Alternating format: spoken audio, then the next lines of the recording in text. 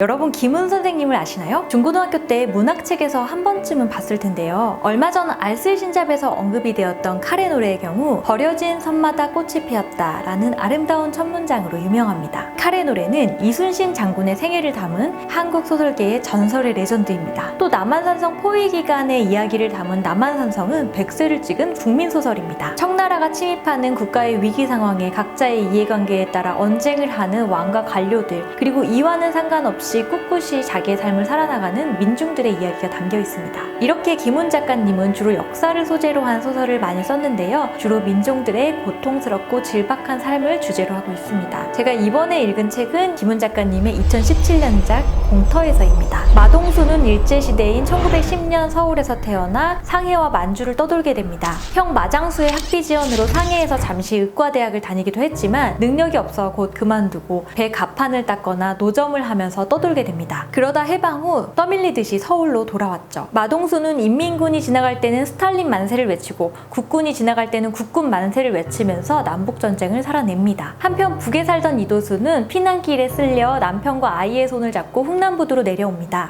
미국의 수송선에 본인은 겨우 몸을 실었지만 남편과 아이의 손을 놓치고 말았죠. 아이고가 배에서 배로 이어지면서 태우지 못한 난민들을 부두에 내버려둔 채 수송선은 떠나갑니다. 겨우 배에 탄 사람들은 갑판에 붙어 거센 파도에 시달리고 배설물과 토사물로 뒤범벅이 되지만 그나마도 얼어 죽은 시체들은 바다에 버려집니다. 이 수송선은 부산에 이틀 만에 당도했습니다. 하지만 아이와 남편은 어디에도 없었습니다. 혼자 남겨진 이도수는 군복 빨래를 하며 연명합니다. 그러던 와중 마동수를 만나고 마장새와 마차새는 거기에서 태어납니다. 훗날 몸을 일으키지도 못하는 아버지 마동수의 똥수발을 들던 차남 마차새는 여자친구에게 우리 어머니 아버지가 섹스를 해서 나를 낳았다는 사실을 믿을 수가 없어 라고 말하는데요. 마차새가 자기가 잉태되던 시점에 정황을 정확히 알았던 것은 아니지만 부모의 신선스러운 삶과 그 사이에서 태어나는 일은 어쩌면 그런 일이었습니다. 엄마 아빠의 삶이 시대라는 커다란 조류 앞에 추풍 낙엽이었던 것처럼 전후 베이비 세대였던 마장새와 마차새의 삶 동안 녹록지 않은데요. 김훈 작가님의 소설은 어떤 극단적인 서사 없이 이 인물들을 묘사하는 것만으로도 충분히 흡입력 있게 소설의 끝까지 독자들을 몰고 갑니다. 어쩌면 그것은 김훈 작가님의 문장의 힘뿐만이 아니라 역사의 흐름에 비하면 한없이 작은 인간의 나약함이 그러한 것 같습니다. 마동수와 마장새, 마차새 부자는 딱 김훈 작가님과 작가님 아버님 세대와 일치합니다. 작가님은 그동안 꼭 그런 소설을 한번 써보고 싶었다고 해요. 저는 이 소설과 마르케스의 100년 동안의 고독이 오버랩되기도 했습니다. 그 소설을 추천받을 때